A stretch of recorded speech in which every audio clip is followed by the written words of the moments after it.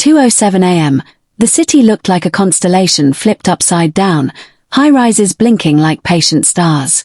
Richard Cole stood by the floor-to-ceiling window of his penthouse, one hand around a glass of water he'd forgotten to drink. Power meant meetings, mergers, and numbers that turned strangers into best friends. But power had never guaranteed the one thing he wanted: a family that wasn't afraid to be one. He scrolled through the photos on his phone: Daniel, ages 6 to 26, a gap-toothed grin on a beach, a nervous preteen clasping a violin, a university graduation with that practiced smirk Daniel wore when he felt cornered by compliments. Somewhere between those frames, father and son had built a wall with expensive bricks. Tonight's charity gala hadn't helped. Richard had watched from a polite distance as women swirled around Daniel like perfume. Too eager, too obvious. Daniel had breezed past them all, flashing that cold smile that said, "Not today. Not ever." "Sir," said Nora, his chief of staff, leaning into the room with a tablet. "The acquisition in Singapore." "Pause it till morning," Richard murmured. Nora hesitated. "And Daniel?" Richard exhaled. "Daniel thinks most people want what's in his wallet. I don't blame him. I blame me." A silence fell. Nora's job was not to disagree with billionaires at 2 in the morning. But she'd known Richard long enough to sometimes try. "You raised him to see the trap before it snaps," she said gently. But perhaps he only learned to see traps. When she left, Richard set the glass down and moved to his desk. He opened a drawer and pulled out a photo no one else had seen in years. Daniel, age 8, asleep in a taxi, head on his father's arm, cheeks sticky with melted ice cream. They had been stranded in the rain that day. The driver had refused payment. "You're lucky to have a son who hugs you like that," the driver had said. "When he's older, remember to hug him back." Richard closed his eyes and saw a gulf where laughter should have been. "All right," he said into the quiet, making a private vow to the old memory. "If money is the mask, then I will become the man without it. And I will find the person who sees Daniel, the boy, not the bank account." The decision landed like a gavel. Somewhere in the city, a taxi horn cried into the night, as if answering him. "Love is blind," Daniel announced over breakfast, "but bank alerts restore perfect vision." Richard smiled at the theatrics. The dining room was all warm wood and soft sunlight, but father and son sat like chess pieces determined to play the same opening. He poured coffee. "You've been running from everyone as if they all have nets." "They do," Daniel said. "Screenshots, sob stories, hidden agendas, pick your poison." "Not everyone is Vanessa," Richard said evenly. The name stuck in the air. Vanessa, the glamorous ex whose laughter came with a price tag. She had been a storm Daniel once believed was weather. "She taught me a lesson," Daniel replied. "And I paid in cash." Richard folded his hands. "And what about what you want? Beyond the armor, beyond the exit strategies?" Daniel shrugged. "Wanting is expensive. Better not to start." "Not wanting," Richard said, "is a kind of bankruptcy." Daniel looked up, startled by the softness in his father's voice. For a heartbeat, the wall faltered. "Dad," Daniel said, tone lighter, "you're not still on that maybe love is real wave, are you?" "I'm on the maybe you deserve to be surprised wave," Richard replied. Daniel rose, adjusting his cufflinks. "The only surprises I like come with warranties." "Suppose," Richard said casually, "someone met you as you are, without the surname, the trend pieces, the most eligible lists." "Suppose unicorns delivered my lunch," Daniel shot back, then softened at his father's expression. "Look, it's not cynicism. It's clarity. Everyone is performing. I just refuse to be the audience." He kissed his father's hair, a gesture from a childhood that sometimes reappeared when Daniel wasn't looking. "I've got the board in 20. Try not to buy a continent before lunch." When he left, the room felt bigger, colder. Richard stared at the half-eaten toast. If the only language Daniel trusted was evidence, then evidence he would have. But not from a boardroom. From a street where names didn't weigh so much. "Unicorns delivering lunch," he murmured, smiling despite himself. "Let's send a taxi instead." By midweek, Richard's other life had a shape. Nora found the car, a scarred yellow taxi with a temperamental engine and a saint of a previous owner. It has character, she said diplomatically as a puff of smoke coughed out the tailpipe. Richard ran a hand along the roof, eyes gleaming. So did my first company. They dressed him in worn jeans and a faded grey polo. The mirror returned a man nobody would tip twice, slightly stooped, hair mussed, a face long enough to suggest bad luck. He practiced his voice. Softer, slower, vowels curved by streets instead of penthouses. What should I call you? Nora asked, amused. Rick, he said. No last name. Street name, she teased. He thought a second. People will call what they see, he said, eyes kind. Maybe Uncle Rick. He practiced the routine. Check the meter, fumble once, apologize twice, smile always. He learned the routes by heart. He took a few practice fares at night with a trusted driver in the backseat, grading him like a coach. Too polite, the driver chided after the third round. You look like a man who says sorry for breathing. Good. Keep it. People talk to men who carry their own weather. On Thursday afternoon, as heat pooled on the asphalt, Richard pulled to a stop near a school with peeling paint and a yard full of children. A woman was shaking a carton of books from her bag, laughing when a tower of exercise books tipped and scattered like birds. Where to? He called. She looked up, pushing braids from her face. Her eyes held sunlight. You're a lifesaver, she said, piling in with the books. The bus broke down. Again. That makes two of us breaking down, Richard joked, patting the dashboard. Hold tight, he's sentimental. She laughed, the kind of laugh that didn't ask permission to be happy. I'm Maya. Uncle Rick, he replied, pulling into traffic. They drove through a neighborhood where children used curbs as drums and women negotiated tomatoes like diplomats. Maya asked about his day. Richard found himself telling the truth, edited only for name and net worth. He had started this to observe, to test, to be the scientist for once in a lab without glass. But listening to Maya felt like sitting near a window in a crowded room. Teaching's a miracle, he said, glancing at the stack of marked papers. It's a scrimmage, she corrected, grinning. The miracle is when they remember to put their names at the top. Do they know they're lucky to have you? They know I don't give free passes, she said, but her voice softened. They also know I keep spare breakfast bars for anyone who forgot to eat. Something rattled under the hood. The taxi jerked and wheezed itself to the curb, dying with theatrical flair. Maya winced. Oh no. I told you he's sentimental, Richard said, lifting the hood. Steam rose like a sigh. Without missing a beat, Maya jumped out, set the books on the sidewalk, and began flagging down passing men for a push. Within seconds, 2 teenagers and a fruit seller had joined, shoulders against steel, rolling the taxi toward shade. On 3. Maya called, laughing. 1, 2. Richard, choking on pure gratitude, guided the wheel. Children cheered from the school fence. Someone whistled. An old woman crossed herself, either for the car or for the man pretending to be poorer than he was. By the time the engine grudgingly restarted, the street had adopted them. What do I owe you? Maya asked, reaching for her purse. First ride after a push is free, Richard said, but she tucked a folded note into the cup holder anyway. For the sentiment, she teased. As she stepped out near Market, Maya turned back. You have kind eyes, Uncle Rick. Be careful on this road. Not everyone does. The door shut gently. Richard watched her weave through the crowd, a bright thread in a noisy tapestry. The meter still ran, but something else was moving faster, an idea he hadn't planned to feel. He found her again the next day. He didn't plan it, but he didn't stop it either.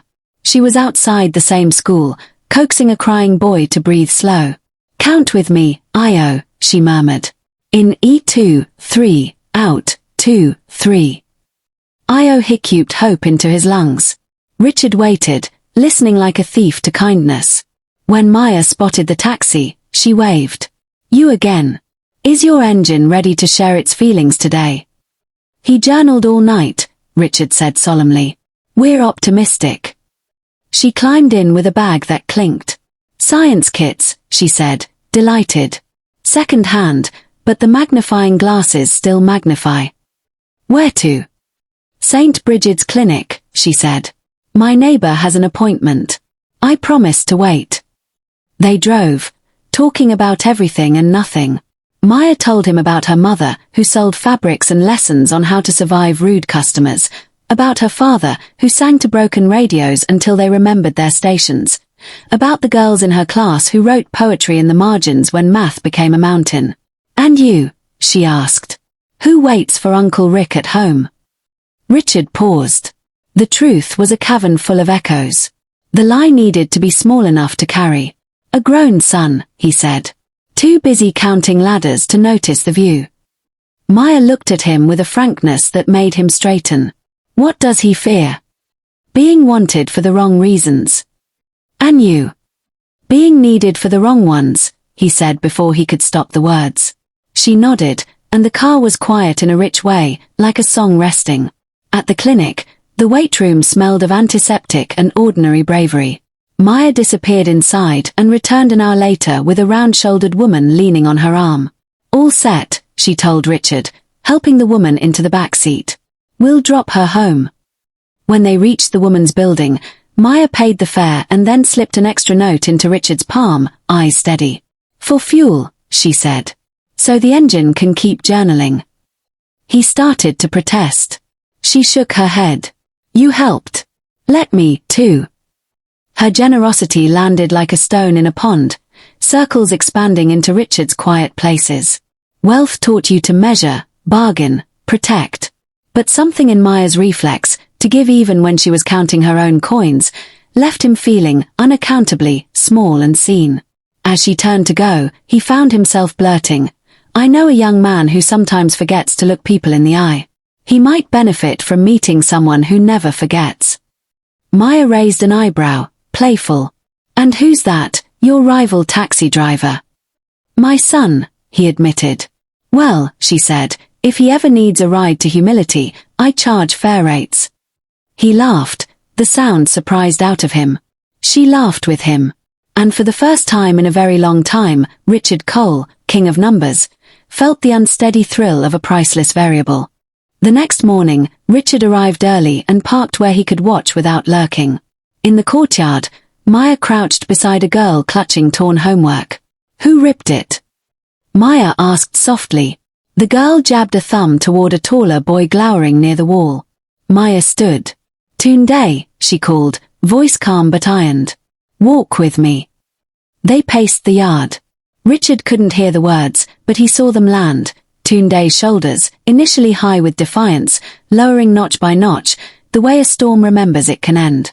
At last, Tunde returned and handed the girl new paper from his bag. Sorry, he mumbled. Thank you, the girl said, chin brave. Maya clapped once. Now both of you help me carry books. Consequences and contributions go together. After dismissal, she leaned against the taxi door, catching her breath. Some days, she confessed, I feel like a firefighter with a leaky hose. Looks like you put out a blaze, Richard said. With a teaspoon. She grinned. I'll take it. On the way to the market, Richard's phone, his other phone, buzzed with Nora's message. Vanessa called Daniel. She's back in town. A photo popped up, Vanessa on a yacht, captioned with something glittering and cruel. Richard's stomach tightened. If Vanessa returned, she would arrive like weather, all show, all pressure. He pictured Daniel opening the door to familiar thunder. He pictured Maya, too honest to perform the dance Vanessa demanded, being misread, dismissed, hurt. Uncle Rick. Maya said, sensing his shift. Wind changed. Old storms, he said. I'm deciding whether to open an umbrella or build a roof. They reached the market. She bought vegetables, bargaining with laughter, and slipped an extra handful of peppers into an elderly seller's bowl. Then, as they turned back to the car, a delivery bike clipped a puddle. Water leapt into the air and slapped Maya's dress. She squealed, then burst into laughter that flipped over the moment. Richard whisked a packet of tissues from the glove box. She dabbed her face, still chuckling. If you can't choose the weather, you choose the soundtrack, she said. He looked at her, really looked, and saw, with a clarity that startled him, the thing Daniel had forgotten to believe in. A person whose reflex was kindness, whose humor insisted on joy, whose dignity didn't need designer armor. He cleared his throat. Maya, if you met a man who didn't make it easy to like him, would you give him a second chance? If his first chance was honest, she said. And if he apologized like he meant it? Richard nodded, storing the answer like currency. By the time he dropped her at home, the plan had changed shape. This would no longer be an experiment conducted from a safe distance. He would bring two people into the same room and let truth sit between them like a witness. That evening, he called Daniel. Dinner tomorrow, he said. Simple place. No reservation. Come as you are. Dad, Daniel sighed. What's the ambush? A good meal, Richard replied. And a test I think you might want to pass. Haven't I passed enough? Not this one, Richard said, and ended the call before his son could say no. He sat back, heart drumming a rhythm he hadn't heard since the early days of Risk and Dream. If this worked, the wall might crack. If it didn't, he would stand in the rubble with his son and try again. But one thing he knew, the woman who laughed at puddles and negotiated peace with bullies had already planted something in him, a stubborn seed refusing to accept that cynicism was the only harvest. Across the city, Maya turned off her small lamp and watched the ceiling shadows move like slow birds. She replayed the taxi driver's gentle jokes, his thoughtful silences, the way his eyes warmed whenever she spoke about her students. She thought of a son who feared traps, and a father who feared being needed for the wrong reasons, and wondered what it would mean to be needed for the right ones. Outside, the night gathered its secrets. Somewhere, a man who could buy anything was practicing how to arrive with nothing. Somewhere else, a woman with a teacher's heart was about to change a prince's definition of treasure. And not far away, a former storm named Vanessa was stepping off a plane in high heels, ready to prove that some weather systems prefer to be chased. The diner was the kind that wore its honesty on the walls, handwritten menus, a TV stuck on a news channel no one watched, the smell of fried plantain thick as a lullaby. Richard had timed it perfectly. He sat in a corner booth as Uncle Rick, nursing a cup of tea. Daniel arrived first, in a navy blazer that could frighten a spreadsheet into submission. This the ambush? Daniel asked, sliding into the booth. His eyes skimmed the room, cataloguing exits, incomes, threats that were only chairs. Just tea, Richard said. And someone I want you to meet. Before Daniel could protest, the bell over the door chimed. Maya walked in, hair tied back, a tote bag bumping her hip. She spotted Uncle Rick and lifted a hand, bright as a greeting card come to life. There you are, she said, settling beside Richard. Your text said urgent. I brought cough drops and judgment. She turned to Daniel, then back to Richard. This must be the son who forgets eye contact. Daniel almost laughed despite himself. I'm right here. So I see, Maya said, offering her hand. Maya. Daniel, he said, taking it. Her handshake was firm, neither impressed nor intimidated. Rick helped me out this week, Maya told him. He's too kind, which is a dangerous habit. Kindness has terrible ROI, Daniel said dryly. And yet civilization refuses to collapse, she replied, unbothered. A waiter arrived. Daniel ordered water. Maya ordered stew and insisted they share. You look like people who forget lunch, she said. As they waited, Maya asked about Daniel's work. He gave the abbreviated version, the deals, the diligence, the constant negotiation of trust. People tell you who they are when they want something, he said. And when they want nothing, she asked. They don't show up, he said. I don't know, Maya said, considering. My students show up wanting nothing more than to be seen. It's a lot. The food came, steam rising like a promise. Maya nudged the bowl toward them. Daniel took a bite, surprised by the warmth that wasn't just heat. So, Maya said, friendly but direct, do you always bring a defense to dinner? Against what? Against being pleasantly surprised. Daniel glanced at his father. Uncle Rick sipped tea like a monk. Surprises are expensive, Daniel said. I prefer invoices. Then invoice me for this, Maya said, sliding a portion of plantain into his plate.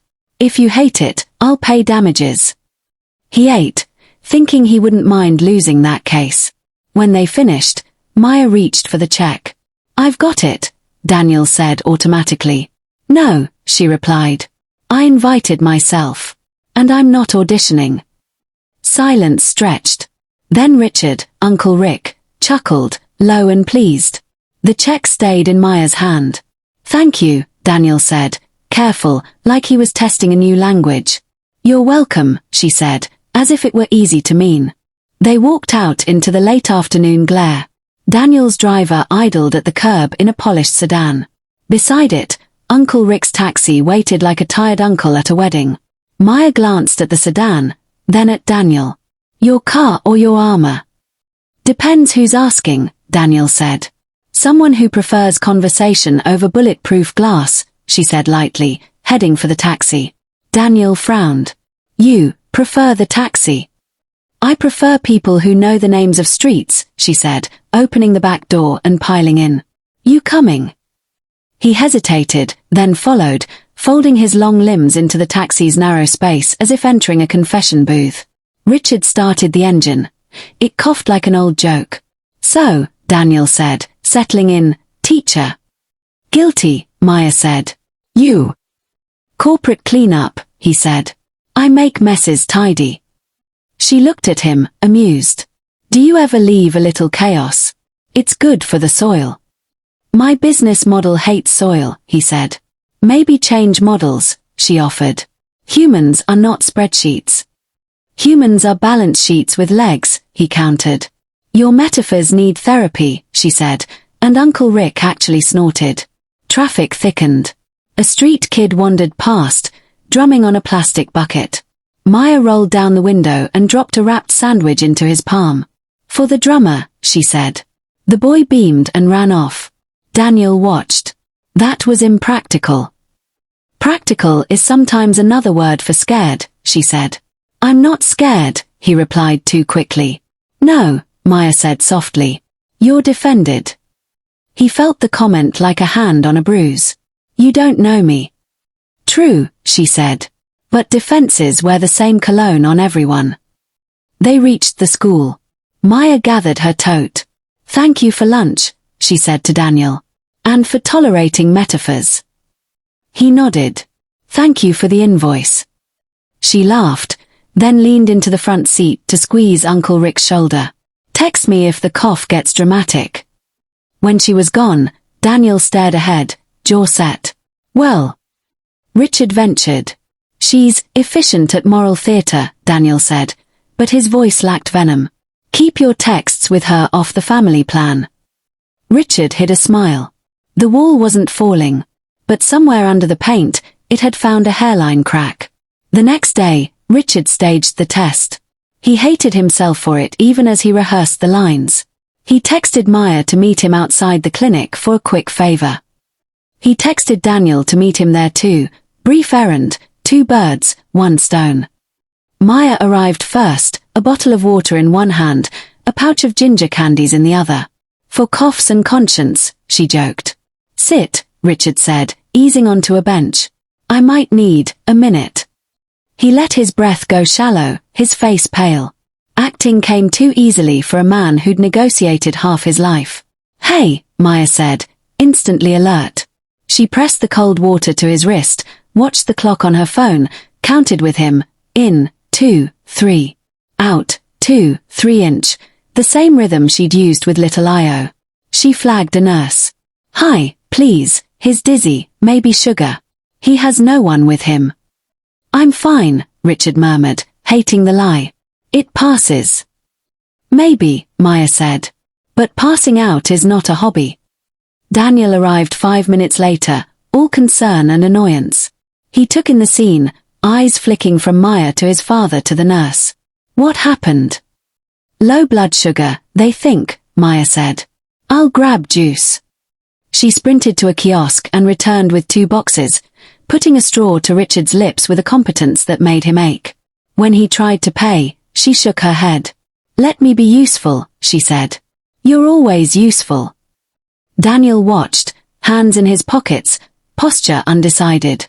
He reached for his card. "I'll." "Already handled," Maya said. "Not everything needs a card." He bristled. "You think I'm trying to show off?" "I think you're trying to control what you can," she said, eyes kind. "Same thing." "Not always," she replied. The nurse returned, took vitals, pronounced Richard stable. "Eat more," she advised. "And rest."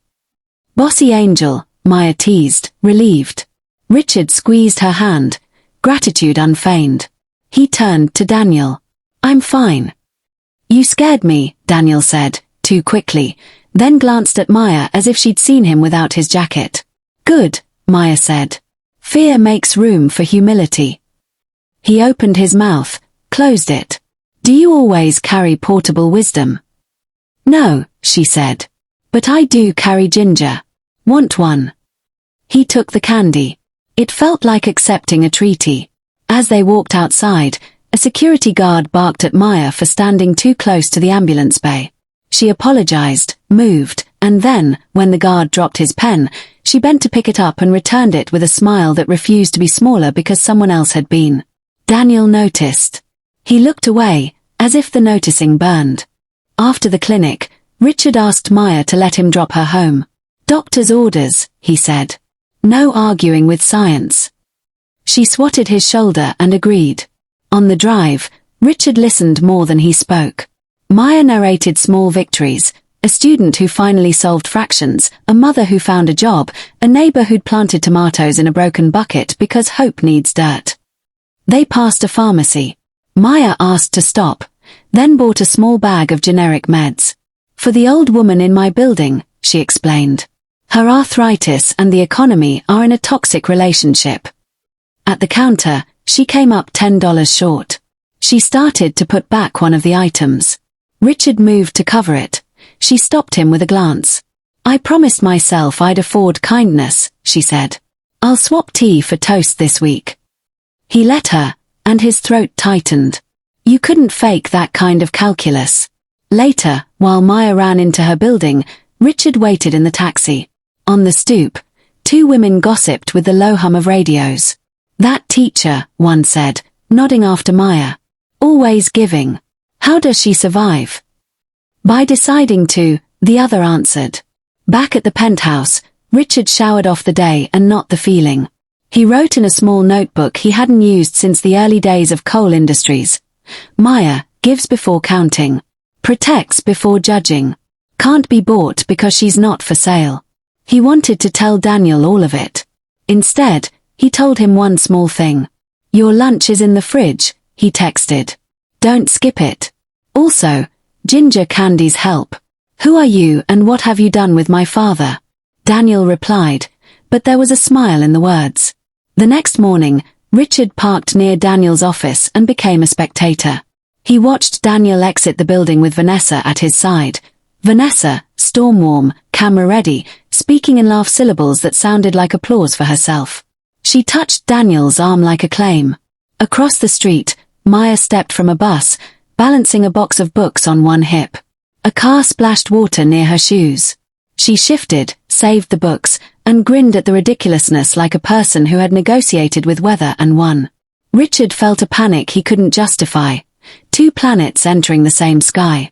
Vanessa spotted Maya and took in the tote bag, the scuffed shoes, the absence of spectacle. "Charity drive?" she asked Daniel, tone sugared and sharp. "Friend of my father's," Daniel said. Vanessa's smile cooled. "How adorable. Is he collecting strays now?" Maya pretended not to hear, which was more graceful than any retort. She waved at Uncle Rick, then at Daniel, equal warmth for both. "Morning," she said. "Don't forget to eat." Vanessa leaned in. "We eat at people," she murmured, just loud enough. Maya's eyes flicked to Vanessa's, clear and unafraid. "Bad habit," she said softly. "Leaves you hungry." Richard had to turn away to hide a grin. That night, Daniel stared at his ceiling and tried to audit his feelings. He remembered Vanessa's perfume, expensive as a threat, and Maya's ordinary soap smell that had somehow felt like relief. He remembered the taxi's cramped backseat and the weird sense that truth fit better there than in the sedan. He got up, made tea he didn't want, and watched the kettle steam like an argument. His phone buzzed. Vanessa. Dinner Friday. I have a table you can't get. He typed, I can get any table, then deleted it and wrote, I'm busy, then deleted that too. He set the phone face down like a lie he wasn't ready to tell. In the morning, he detoured past Maya's school. He told himself he was early for a meeting across town. He told himself a lot of things. He parked and watched as kids swarmed through the gate like confetti. Maya was at the entrance, palm up for high fives, eye level with a boy whose backpack was bigger than his future. She adjusted a collar here, tied a shoelace there, handed out encouragement like permission slips. A teenager in a too cool hoodie shoved a younger child aside and strutted past. Maya snapped her fingers. Sharp but not cruel. Pause, she said. The boy froze out of muscle memory. Words or waiting, she asked. Words, he muttered. Try again, she said. He turned, shrugged, mumbled, my bad, to the little one. Say his name, Maya coached. Sorry, Felix, the boy said, slightly louder. Now open the door for him, she added. He did. The little one grinned and walked through like a tiny king. From his car, Daniel felt something rearrange inside him, like furniture moved to let in light. He wasn't converted, he was suspicious of conversions, but he was curious. He texted Maya before he could close the tab in his brain. Coffee. I have questions. About metaphors. She wrote back, after school. But I only drink cheap coffee. Expensive cups make me spill truths. At a small cafe, she arrived with chalk dust on her fingers and a tired smile that hadn't won or lost, just kept going. Daniel stood when she approached, shocking himself with the impulse. You came, she said, pleased. I wanted to return your ginger candy, he said, then produced it like evidence. She laughed, genuine, not performative. It disarmed him more than crying would have. They Saturday. He asked about teaching. She asked why his answers always sounded like closing arguments. He tried a joke. She didn't rescue it. He admitted he didn't like being wrong. She said she didn't like being performed at. He said he disliked charity dressed as love. She said she disliked love priced like charity. Do you always pay the bill? He asked as the waitress set down coffee. No, she said. Only when someone expects me not to. He nodded, absorbing that. Do you know my father well? As a passenger, she said. As a person, a little. He listens. That's rare. People listen to him, Daniel said. That's different, she replied. He sipped, set the cup down, picked it up again, nervous choreography. Hypothetically, he said, if someone like me said sorry for being difficult. I'd ask if it was a tactic, she said, smiling without malice. And if it wasn't? I'd say thanks and ask what you'll do differently on purpose. On purpose, he repeated. Accidents make messes, she said. Repair is intentional. They sat in a silence that was full, not empty. Outside, the city rehearsed its noise. Inside, Daniel felt his doubts rearrange like a jury getting back from deliberation with a verdict they hadn't expected. He walked her to the bus stop. When the bus arrived already full, he stepped aside to let her board. You sure? She asked. I'll take a taxi, he said, then realized what he'd said and smiled. The good kind. She climbed on. Tell your defenses I'm not their enemy, she said over the noise. They don't listen to me, he replied. Then fire them, she said, and the bus swallowed her. Daniel stood on the curb, phone buzzing again, Vanessa, then a board member, then the world asking for him to be the version of himself he could recite. He ignored all three, lifted a hand, and flagged a yellow taxi that didn't shine. When the window rolled down, a familiar voice said, Where to, sir? Daniel stared, caught between laughter and alarm. Anywhere honest, he said, and slid into the back seat. Uncle Rick pulled into traffic, the engine complaining, the city opening, the road somehow shorter when you weren't trying so hard to win it. And for the first time in a long time, Daniel didn't feel chased. He felt, dangerously, ridiculously, like he might want to be surprised. Vanessa didn't so much enter the room as rearrange it. The rooftop bar hummed with soft jazz and harder conversations. When she arrived, heads pivoted like sunflowers. She wore a white suit built to outshine chandeliers and a smile engineered for conquest. "Daniel," she purred, air-kissing the space near his cheek. "You look exhausted. Busy building empires, or dodging love letters?" "Meetings," he said. "And fewer letters." "Tragic," she murmured, then glanced casually past him, to the table where Maya sat with Uncle Rick, sharing cigar skewers and laughter that didn't need an audience. Vanessa's tone cooled a degree. "And who's our friend from the Talent for Humility agency?" "Teacher," Daniel said, almost defensively. "Maya." "Charmed," Vanessa sing-songed, extending a hand like a donation jar. "I adore education. Especially the kind money can buy." Maya shook politely. "I adore the kind money can't," she replied, steady-eyed. Vanessa's smile sharpened. "You must be very good at making effort look enlightened." "Practice," Maya said. "Same as making entitlement look elegant." The table went still, even the jazz seemed to hold its breath. Uncle Rick coughed into his napkin to smother a laugh. Vanessa recovered with a toss of hair. "Relax. I'm kidding. We're all friends here, some of us older friends than others." She hooked her arm around Daniel's. "You owe me a dance." "I don't dance," he said. "You did," she murmured, low enough to be a memory. "Before you started outsourcing joy." She whisked him to the tiny dance space. Cameras flashed from corners, little storms brewing. Maya watched, face unreadable, then turned back to Uncle Rick. "People like that," she said softly, "they sell you thunder and call it weather." "And you?" he asked. "I carry an umbrella," she said, smiling, "and find shelter in better people." When the song ended, Vanessa guided Daniel back as if returning a rental. "We'll catch up properly," she announced, sweeping a glance over Maya. "Perhaps somewhere with linen napkins." "Paper holds truths too," Maya said lightly. Vanessa's eyes glittered. "Of course. For now, do smile, Daniel. The photographers adore when the air looks in love." "With whom?" he asked. "Darling," she said, leaning in, "does it matter if they spell your name correctly?" Maya looked away, nausea coiling, at the game, at the ease, at the cold choreography. Beside her, Uncle Rick felt an old fury rise, tempered by a newer fear. This test was no longer theoretical, it had a heartbeat. The tabloids did what tabloids do.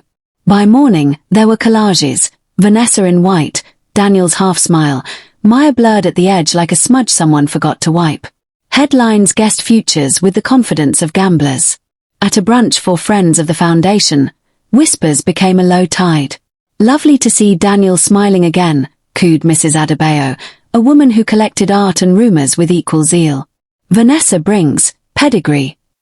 "Old money recognizes itself," Mr. Campos agreed, topping his mimosa. "Teachers are noble, of course. But nobility doesn't pay for penthouses." Richard let the remarks land without flinching, the way you let darts thud into a board you never agreed to hang. Nora stood at his shoulder like a conscience in a good blazer. "Say the word," she murmured, "and I'll leak a story about you endowing a school in Maya's name. Philanthropy beats gossip." "No," he said. "I won't turn her into a headline to win an argument." Across town, Daniel endured a different pressure, the boardroom kind. A senior director cleared his throat. The Walton-Maya partnership hinges on reputational synergy. Miss Vanessa Walton-Maya, well, a wedding would steady markets. "A wedding?" Daniel said, neck heating. "It's shorthand," the man said. "For a narrative investors trust. Stability. Legacy." "Orchestrating my personal life to steady a graph," Daniel said, deadpan. "What could go wrong?" "Don't be romantic," the director said. "Be strategic." Daniel leaned back, hearing Maya in his head. Humans are not spreadsheets. He saw Vanessa's glossy confidence like a billboard and Maya's unfussy grace like a path through trees. Between the two stretched a rope he was tired of walking. That evening, his aunt called, the one who measured worth in table settings. "Darling, I met your friend," she said, heavy on the word. "Sweet. But marriage is not a charity. Think bloodlines, not taglines. Thank you, he said evenly, for the unsolicited syllabus. You're welcome, she said, missing the irony entirely. He hung up and stood at the window, city glittering like expensive noise. His phone buzzed. Vanessa. Dinner at Aurelia. I booked the chef. Another ping. Maya, responding to an earlier text about a student's internship. Got him the interview. He'll need a tie and courage, preferably both. He stared at the two messages and felt, acutely, what kind of future each invited. The next week, Richard overdid the performance. After a long day in the taxi, he faked a cough that landed too hard in his chest. He'd intended to cancel the scene, call off the pretense, but Maya walked out of the school just then, saw him lean against the car, and the choice was made for him. Sit, she ordered, guiding him to a bench. Don't be heroic, be honest. He tried to wave it off. Maya checked the prescription in his pocket, the one a cooperative doctor had written for the disguise. 3 months of heart meds, retail price absurd. This is expensive, she said, doing the math a teacher's salary never let her avoid. Have you started? I'm pacing it, he lied. Her eyes went flinty. You can't pace a heart. She marched him to the pharmacy. At the counter, when the total appeared, Richard fumbled theatrically for cash he'd forgotten to have. It's fine, he said. I'll come back when. Stop, Maya said. You can't negotiate with arteries. She handed over her card. It declined. She tried a second. Approved. Barely. Outside, Richard protested. No. I'll pay you back. You won't, she said gently. You can buy me a plantain sometime.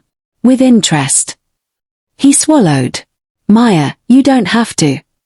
People do what they can, she said. I can do this. Besides, I just picked up 2 extra tutoring sessions. I'm loaded in stress and light in cash. It balances. Maya.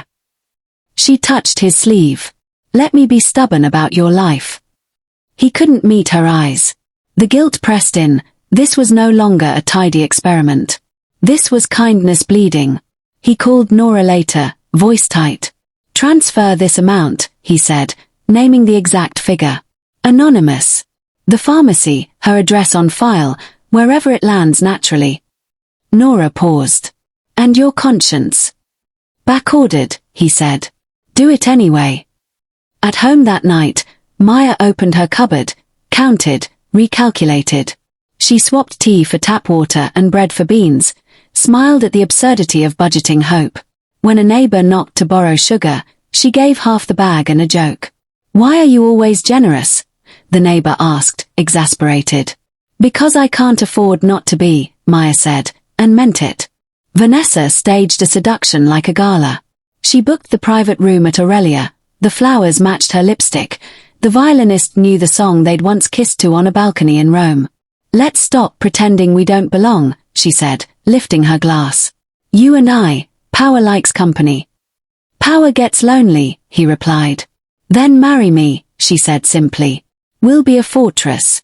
Let the world bang on our gates. He thought of investors sighing with relief and headlines purring. He thought of the boards nodding smiles. He thought, with an odd jolt of shame, of being applauded for taking the easy road. And what do you want? He asked. Honestly. Vanessa held his gaze. Everything, she said, unapologetic. If love is a bonus, I'll bank it. If not, I'll buy warmth. He almost admired the clarity. But then he remembered Maya handing a sandwich to a drummer, buying meds with money she didn't have, carrying dignity like a second spine.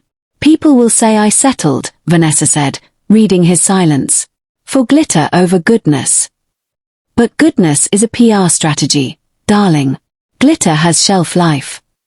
Doesn't goodness? He murmured. Goodness is what poor people name survival, she said, finally cruel. You're not poor. He set his glass down. No, he said quietly. But I might be starving. He left before dessert. Outside, night air rinsed his lungs. He texted Maya, then deleted, then called. She picked up on the second ring, breathless. Sorry, stairs, she said. The elevator is on strike. Do you need anything? He blurted. Food. Rest. A break from other people's needs. I need a miracle printer that never jams, she said, laughing. But I'll take conversation. He found himself outside her building without remembering the drive. She met him on the steps in a hoodie and a smile that didn't ask for an explanation. I walked out of a perfect room, he said. Perfection is exhausting, she answered. Sit. They shared street food from a paper cone and traded stories that didn't require spin. He confessed to hating the gaze that priced him.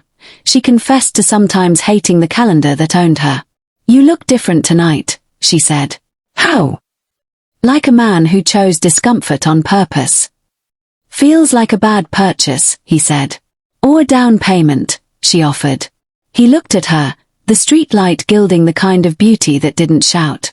He wanted to reach for her hand, wanted to be sure he wasn't reaching for a mirror of approval. He settled for the honest thing. I don't know how to do this without messing up, he said. Then we'll allow for mess, she replied. But we won't allow for lies. He nodded, feeling the rope between two worlds slacken slightly.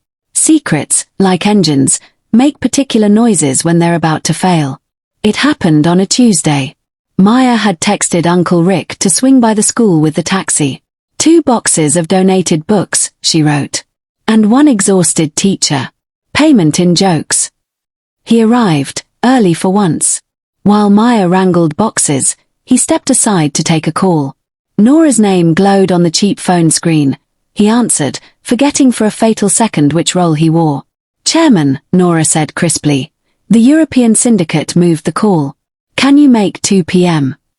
Tell them I'll join at 2:30, Richard replied. And remind Lawson to bring the diligence memo. Maya rounded the corner in time to hear Chairman. She froze, most of the box's weight suddenly intellectual. She set the books down quietly and reached for levity. Chairman of what? Traffic, she teased, eyes searching his face. Richard blinked. Ah, nickname, he said too fast. The guys at the rank, joke. The guys at the taxi rank call you chairman? She asked, smile tilted. Because I boss the queue, he improvised, hating himself. Bad habit. She nodded slowly, reading the misfit between word and man the way she read mischief on her students. Pattern recognition was part of her trade. And Lawson is. Friend, he said. Complains too much. She lifted the next box. Well, tell your board to reschedule my nap. He took the box from her, grateful for the mercy of humor. They loaded the trunk in silence that wasn't hostile, just thoughtful. On the drive, she watched his hands on the wheel. The steadiness, the reflex to check mirrors, the way he made space for pedestrians even when they didn't claim it. He'd always been an honest driver. Now she was less sure about the man. At a red light, a busker tapped rhythms on the rear bumper. Richard glanced back, then forward, checking angles like a man accustomed to being watched. Maya felt the tug of intuition, something about the economy of his movements, the compressed grammar of a life that negotiated power, and then the light turned green and life insisted they move. They arrived at her building. As he lifted the last box, his phone buzzed again. Nora, because responsibility didn't respect disguises. The name flashed Nora, Ops. Nora, Maya said, casual as a test. Like a corporate Nora. Like a nosy Nora, he said, pocketing the phone. Go. Nap. She held his gaze for a beat. Rick, if there's something you're not saying, say it before the truth says it for you. He swallowed. The right words crowded the wrong moment. Soon, he managed. I promise. She studied him, this gentle liar who made space for strangers and stole from his own conscience. Don't make promises to impress me, she said softly. Make them to free yourself. He nodded, a man caught between the thing he'd built and the bridge he needed to cross. She headed upstairs, box in arms, heart a little heavier with curiosity than with paper. Downstairs, Richard leaned against the taxi, let the weight of the disguise settle like a coat he couldn't take off in public. He dialed Nora. She heard a piece, he said quietly. The word chairman. Then the clock is loud now, Nora replied. How long do you have? Not long, he said, looking up at the window where a teacher rearranged donated books and suspicions. I think the test is about to mark itself. Across town, Daniel sat in a meeting he wasn't hearing, Vanessa's texts piling up like invitations to a life that would always be a velvet trap. His phone vibrated. Maya, a photo of a student grinning over a certificate. He nailed the interview. Tie was crooked. Courage was straight. He smiled despite everything and typed back. Tell him I'm proud. Also, how do you know when someone is lying? Her dot blinked, then, when their kindness and their story don't rhyme. Why? He stared at the screen a long time before answering. Because the truth is humming somewhere close. And I think I can hear it. Maya didn't sleep much after the chairman's slip. She replayed Uncle Rick's face when he lied, gentle, but edged. In the morning she texted Daniel, "Your dad looked pale yesterday. Keep an eye on him." She hovered over the send, then added, "Also, do you ever feel like you're in a story someone else is writing?" Daniel stared at the message long enough for the kettle to scream. He'd been restless too, a knot that wouldn't unknot. And then something tipped it over. Nora called him by mistake. "Chairman's on his way to St. Bridget's," she said briskly before realizing the line wasn't Richard's. The click that followed was small, but the truth it suggested was not. He drove to the clinic district and found them in the parking lot, Uncle Rick leaning against the taxi, Maya holding a paper bag with medicine, worry in her eyes. A courier from the pharmacy was just leaving. Maya glanced at a slip that came with the bag. "Anonymous support," she murmured, stunned. "The bill, it's covered." Daniel's stomach dropped. He looked at his father's cheap phone, at the steady hands that had always given, and realization landed like a gavel. He felt absurdly, savagely foolish. "Enough," he said, voice cutting through the space. "Take off the act." Maya blinked. "Daniel." "To you, Maya, his Uncle Rick," Daniel said, pointing at the man in worn jeans. "To the rest of the city, his Richard Cole. Chairman. Billionaire. My father." Maya's breath caught. She looked from one face to the other, the puzzle pieces suddenly finding their neighbors. Richard held up his hands, palms open. "Daniel, let me." "No," Daniel snapped. Years of quiet resentment waking up. "You hired the stage. You wrote the lines. You cast yourself as humility and me as the fool. You stalked my life in costume. You dragged her into a test." "It wasn't to humiliate you," Richard said, voice low, pained. "It was to protect you from a life performed at you, not lived with you. And you did it by performing at me." Daniel shot back. "You want to talk about trust? You bugged my heart, father. And you didn't even have the decency to tell me when the results came in." Maya tried to step between them, but Daniel's words had their own velocity. "And you," he said, turning to her, softer but shaking. "You paid his bill with money you don't have because you thought he was alone. You gave him something honest, and he turned it into data." Maya's eyes shone. She faced Richard. "Is it true?" "Yes," Richard said, "because the lie was out of oxygen. I am who he says I am. I thought I could be two men until the truth got tired." She inhaled like a swimmer surfacing. "You let me buy your medicine. I'll repay." "No," she said, voice steady now, heart steadier. "Repayment is not the point.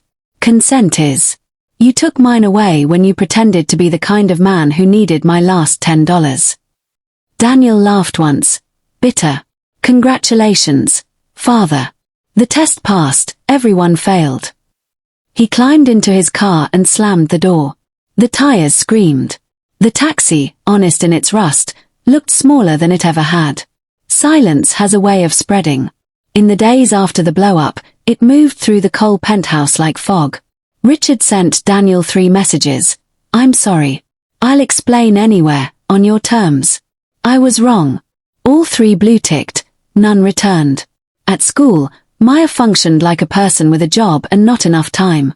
She graded, coached, tied shoelaces. She ignored tabloid chatter. Vanessa was pushing a new narrative now. The air reconsiders high society match. No names, lots of photos. Nora finally forced a confrontation. You can't fix this privately, she told Richard. You broke consent in public. Go to the place where her consent is everything. So he did. On Friday, the school hosted a tiny science day. Parents, cardboard volcanoes, lemonade in paper cups. In the middle of it, Richard Cole walked onto the patchy grass without a bodyguard, without the disguise. A hush fell, then noise, murmurs, cameras, the curious cruelty of phone lenses. Maya was at the microscope table, showing a girl how to focus on a leaf's cells. She looked up and truly saw him for the first time. The man who had listened in a taxi. The billionaire who had borrowed her kindness. He stopped 3 yards away, far enough to be refused. Ms. Maya, he said, voice carrying but not grand. I came to confess, not to perform. She kept her hands on the table. Then confess. In trying to protect my son from being loved for the wrong reasons, he said, I committed the wrongest kind of love, I controlled without consent. I lied to you. I turned your generosity into my evidence. I hurt both of you. There is no elegant word for it. It was arrogant. People drew closer, someone whispered, is this a PR thing? Richard turned toward the parent who said it. If you choose to believe that, I've earned your suspicion, he replied. My apology is for them, not a headline. He faced Maya again. I can't ask you to forgive me. I can only acknowledge the breach and repair what I can in the open I should have chosen from the start. What does repair look like to you? She asked, measured. Cancelling the test, he said. Returning the power to the people I took it from. Funding this school's science program indefinitely. Under your principal's name, not mine. And leaving the rest to where it belongs, with you, and with Daniel, if he ever wants a father who listens more than he designs outcomes. Money is the easiest repair, Maya said quietly. Then I'll do the hard ones too, he replied. Silence when I want to argue. Boundaries when I want to control. Amends that look like changed behavior. He turned, as if to go. One more thing, he said, addressing the onlookers now. If you came for a scandal, take this instead. A man with more resources than wisdom asking two people he loves to create a world where wealth isn't the boss of anyone's heart. He started to leave. Maya called after him. Richard. He stopped, hope flaring, and then folded. You had kind eyes in the taxi, she said. You still do. Don't let your power talk over them again. He nodded, throat thick. Yes, Across town, Daniel watched the video an hour later, because the internet delivered it before his father ever could. He saw the posture, the words without consent, the admission without a spin. And a piece of the knot loosened. Vanessa could have pivoted. She chose to double down. She called a friends-only supper at a new club, seeded with influencers and one reliable gossip blogger. The plan, debut a soft-serve engagement rumor, suffocate Maya by implication, press Daniel into the shape of a man who prefers silk to sincerity. Daniel arrived because he was tired of hiding from storms. He wore a suit that looked like armor and felt like it, too. Richard came separately, at Nora's urging. You made your apology in the right room. Now make your stance in the wrong one. Halfway through the evening, Vanessa raised a glass. To old friends and new legends, she said, meaning herself. Cameras lifted like a flock. Richard stepped forward. To clarity, he said, taking the mic with an ease the world recognized. Clarity about who we are and what we want. Vanessa's smile tightened. How fun. An intervention at cocktail hour. Not an intervention, Richard said mildly. A demonstration. He gestured, a server wheeled in a covered tray. When he lifted the lid, it wasn't dessert, it was a thick stack of papers. 2 documents, Richard said. The first, a binding commitment from the Cole Foundation to fund scholarships and community clinics. No names on the plaques, only results. The second, a prenuptial agreement I had drafted years ago for my son's eventual marriage. It protects both parties' autonomy and ties no one's worth to anyone's bank account. He turned to Vanessa. If your love is larger than your strategy, you'll sign this before you post your next photo. A ripple moved through the room. Vanessa laughed, but there was metal in it. Richard, darling, You don't scare me with paper. I make paper. Then paper shouldn't scare you, he said. Unless the numbers matter more than the person. She met Daniel's eyes. You can't let him puppet you. We had an understanding. We had a habit, Daniel said, voice calm. Understanding requires truth. The blogger, hungry for meat, called out, what if the Coles lost everything tomorrow? Would you still marry him?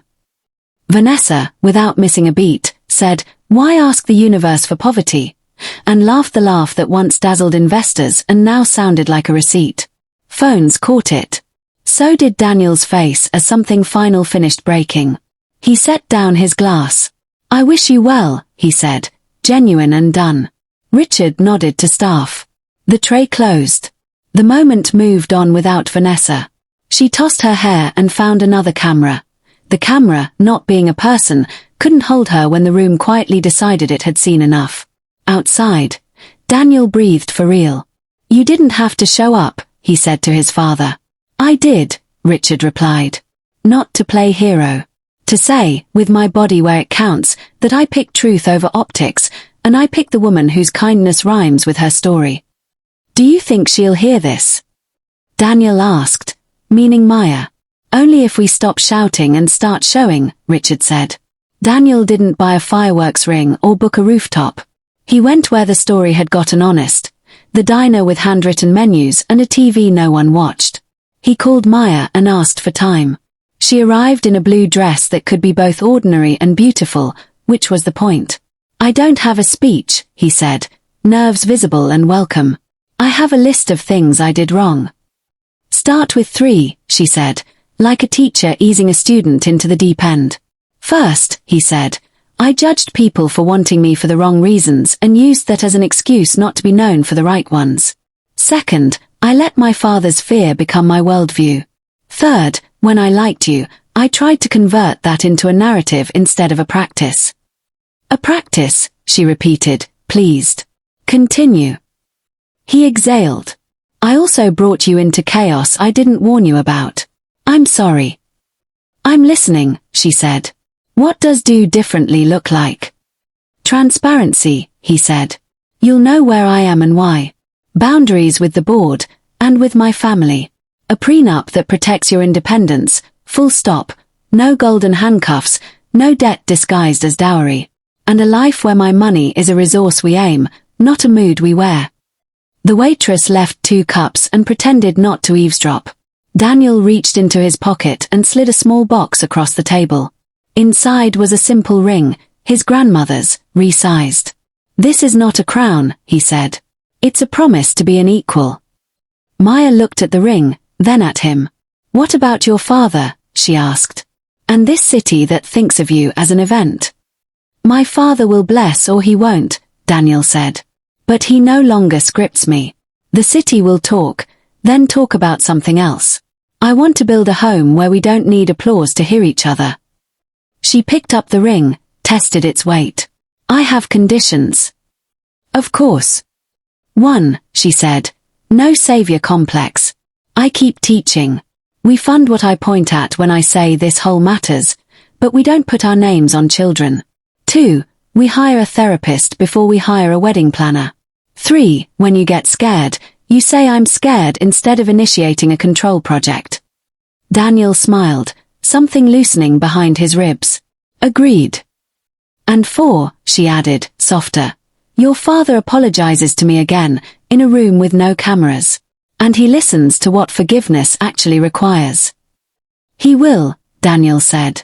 Or he'll learn what consequences look like when they're not written into a contract. She slid the ring on. It fit like a sentence finishing itself. Yes, she said. He exhaled a laugh that sounded like a life-changing shape. The diner applauded in that nosy, generous way of places where people witness each other on purpose. Outside, horns performed a rough symphony. Inside, 2 people started a practice. The phrase bothered Maya. It sounded like a closing ceremony. She preferred open hours. They kept things small. Therapy on Wednesdays. Dinner with Richard on Fridays. No tuxedos, just stew and truth. The first one was awkward in a way that felt like penance and possibility. "I'm sorry," Richard said again, hands around a warm bowl. "Not just for the lie. For how easy lying is when you have power." "I accept the apology," Maya said. "Forgiveness is probation. You'll serve it by changing." "Probation accepted," he replied, almost smiling. Nora dropped by once with a thick folder. "Board governance reforms," she said dryly to Daniel. "You were very brave to suggest them. I was braver to write them." They started with boundaries. No board member would comment on anyone's marital timeline again. The Walton-Maya partnership survived without a wedding hashtag. Investors discovered they preferred predictable profits to arranged romances. The school's science lab doubled in size. The plaque on the door read, "Dedicated to stubborn students and the people who refuse to give up on them." No donor names. Kids peered into microscopes and learned the word chloroplast with the glee of discovering the name of a superhero. Vanessa. She pivoted, of course. Reinvented herself as a wellness guru. The video of her "Why Ask the Universe for Poverty" line became a meme. She turned it into merch and sold out. She sent a signed t-shirt to Daniel with a note, "No hard feelings, darling. Only hard launches." He laughed and threw the shirt in a donation bin. Someone, somewhere, wore it to take the bus to an early shift, irony unbothered. Sometimes Richard still drove the taxi on Sunday mornings. Not to test anyone, only to remember. He picked up nurses heading home from night duty, grandmothers with market baskets, a boy who gripped a broken guitar like a passport. He kept tissues and ginger candies in the glove box. He paid the fines when the engine forgot its manners. He waved at street kids and wrote checks no one knew about. He learned to apologize in small, local ways, letting someone merge, leaving earlier so he didn't have to speed, learning the names of doormen and meaning it. On a dusk-lit evening months later, the three of them stood in the school courtyard under a tree that had finally decided to grow. Children ran figure eights. Parents traded recipes and job leads. Daniel carried a crate of refurbished laptops to a classroom, not as a donor, but as a guy doing a chore. Maya squeezed Richard's arm. "You're quieter these days." "I'm listening," he said. "To what?" "To the part of love that doesn't need credit." She nodded. "Keep doing that." Daniel returned, dusty and happier than his resume had ever advertised. He kissed Maya's temple and winked at his father. "Repair report." Richard saluted. "Work in progress." "Good," Maya said. "We're all on probation." They laughed, the kind that doesn't need an audience. Somewhere, a busker tapped a rhythm on a bucket, and a little boy danced because music is what happens when you don't wait for perfect. Happily ever after wasn't quite right. But honestly ever after, messy, mending, choosing, fit them better. And on a street where names once weighed too much, three people walked lighter, not because the world got kinder, but because they decided to be. The end.